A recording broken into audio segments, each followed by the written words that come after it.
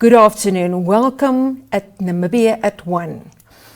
Namibian Sun today focuses on the Romanian couple, Namibia's first COVID-19 patients who still have not recovered. Local and international medical experts are scratching their heads as to why they still carry the virus 59 days after they first tested positive. Also related to the COVID-19 impact on the country, the Namibian reports on the arrests yesterday of more than 100 street vendors for violating emergency regulations. Republican shines light on the impact of the COVID-19 regulations on churches in the country. The Secretary General of the Council of Churches in Namibia, Ludwig Beker, says churches have lost 50% of their income so far. Moving over to New Era, who reports the majority of Ovahimba and San communities are saying they did not benefit from the 750 grant by the government. Allgemeine Zeitung, the German daily in the group, reports on the flourishing black market sales of alcohol in Namibia at the moment. But let's take a look at the local COVID-19 statistics as it stands today. Namibia now has 465 people in quarantine. 11 of the 16 COVID-19 patients have fully recovered and 5 are still in isolation. And moving back, Namibia's founding father and first president, Mr. Sam Nujoma, today celebrates his 91st birthday. I interviewed him 8 years ago when he turned 83 here in Windhoek in his office. Before we watch that video, Namibia Media Holdings want to congratulate him on his birthday today, and we wish him health and prosperity. What does your daily routine looks like, and how do you manage to keep so young? I keep on working because I'm used to wake up early in the morning, make exercise, coming to the office, meeting with many people, and also travel within the country and also outside our country. For example, we'll be traveling on the 23rd of this month to the African Global Diaspora Summit, which will take place on the 25th of this month in South Africa. So President Zuma extended the invitation to me and I accepted. I will go there. Yes, I have grandchildren, great-grandchildren. How many grandchildren and great-grandchildren? Oh, there are many. There are many to count. What would you like your family to remember you by? Well, I think I'm always calling them to work hard and also to help others who are not in a position to help themselves. How would you like your legacy one day in 30 or 50 years' time? The nation will always remember you for the struggle, your role in the struggle, and for being our founding father. But what are the other characteristics that you would like them to remember you by? It's for them to work hard, to ensure there is peace and stability in the country, and also to work towards the total achievement of the United States of Africa. If you can choose your favorite candidate to lead Namibia after November 2030, who would that be? Well, I support the majority of SWAPO, the majority who would elect the SWAPO leader. I will support them. we believe in genuine democratic exercise. Back at today's news, Michaela Tits von Leipzig is the founder of the Okanti Foundation. Now that foundation normally assists families of children who needs to undergo organ transplants or financially support children with rare diseases. But of late they became involved in the repatriation of Namibians from South Africa. With me in the studio to tell me more about that, Michaela of the Okanti Foundation.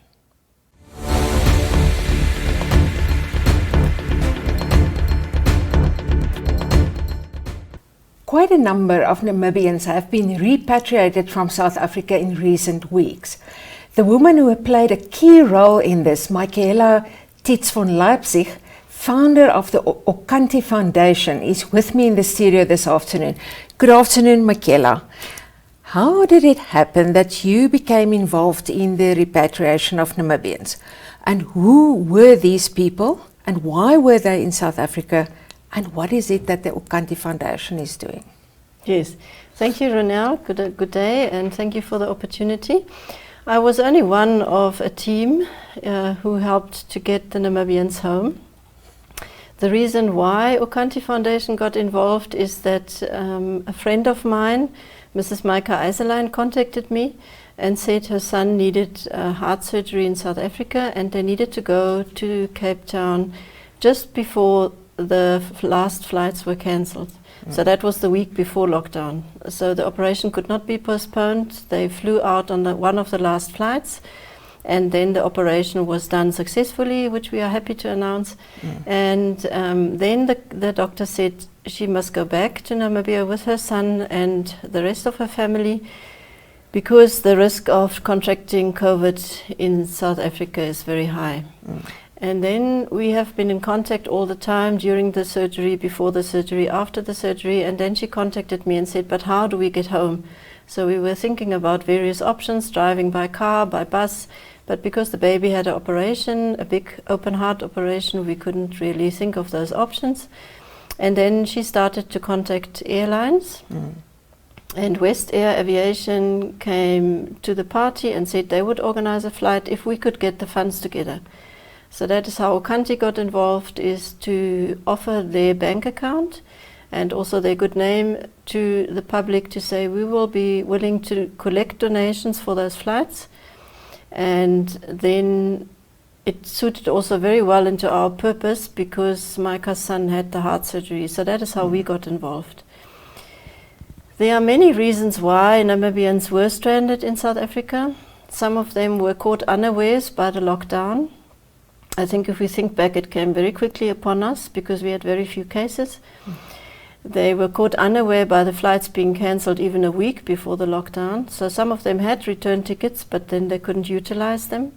Some of them were there for medical reasons. So they had to finish their treatment or get their surgery, what they needed, and then they were also advised to come home as soon as possible to reduce the risk of contracting the coronavirus. Some of them were students. We have students whose hostels were closed in South Africa because South Africa had a much more severe lockdown than Namibia. So the students were basically kicked out of hostels, so they had really very little funds to survive on. The accommodation places were closing down because they wouldn't stay open for a few people. So our Namibians really had a struggle in South Africa to survive and also to be safe. So that is why we said we want to help to bring them back. The way we did it was to say every Namibian that could afford a ticket would buy a ticket. But those who couldn't, like the students and also some people who were there for medical reasons where the funds were now running very high, the medical bills, for those we offered to collect the donations and then pay part of their ticket. I just want to say that it's very different from buying a ticket normally, because normally you buy a ticket and you have a fixed price. In this case, we had to charter a flight. And the first two flights that we did, the planes had to go practically empty to South Africa. So we had the whole cost of that charter flight to cover with the people that we brought back. And what did it cost? The cost for the flights were about 200,000. So some of it was covered out of the people that could pay, and then some of it was covered through the Get Us Home initiative. A cost for a flight costs about 200,000. So some of the costs were carried by a big donor that we had, and then also a lot of smaller donors. And if I say smaller donors, then I'm talking about $10,000 or $5,000 which we received. And the flights which we organized now, the last 2 flights to and from Cape Town and to and from Joburg, they worked out a little bit better because we were able to take on each flight 20 South Africans to South Africa. So this helped to reduce the cost for the ones that were coming back home. Okay. And it was quite a procedure to arrange that because of a lot of paperwork, bureaucracy on both sides of the border. Yes, and this is where we want to extend our special thanks to Fred and Elena at West Air Aviation. I think when we travel normally, we buy a ticket, we have our passport ready, we fill in the form and we leave, or we come back. But this was very different. There were a lot of forms to be completed. When the first flights came, South Africa was still in stage 5 lockdown. So they had to have a permit to get from the home to the embassy where the collection point was. They were transported with buses from the embassy to the airport. There were lots and lots of forms to be completed by the passengers.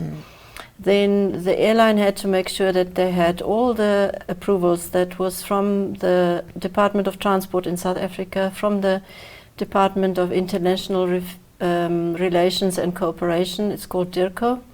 The same in Namibia, where it's called MIRCO, because we have ministries. Ministry of Health in Namibia, Department of Ministry of Transport in Namibia, and the International Travel Agency. Everyone was involved. It was a huge cooperation effort. And I think Fred and Elena worked many nights to get it done. So I had the nice job of just being at home, but they really worked hard to get it all sorted. Thank you, Michaela, for your support in getting these people back home. Just in one sentence, what is it that the Okanti Foundation normally does? Yeah, we assist families who have a child with a rare chronic disease, but we also assist families who go through an organ transplant. My own daughter had an organ transplant, and that is how Okanti was founded. Thank you very much. Thank you very much.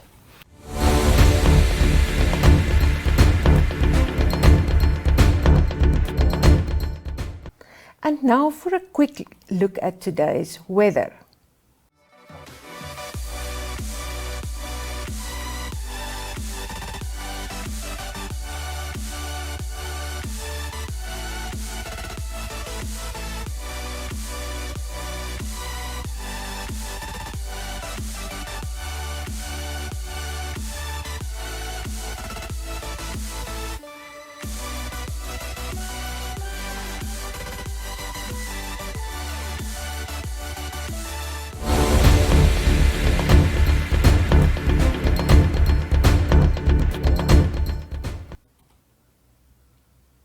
And this is it for today. Until tomorrow, same time, same place, be productive and stay healthy. Goodbye.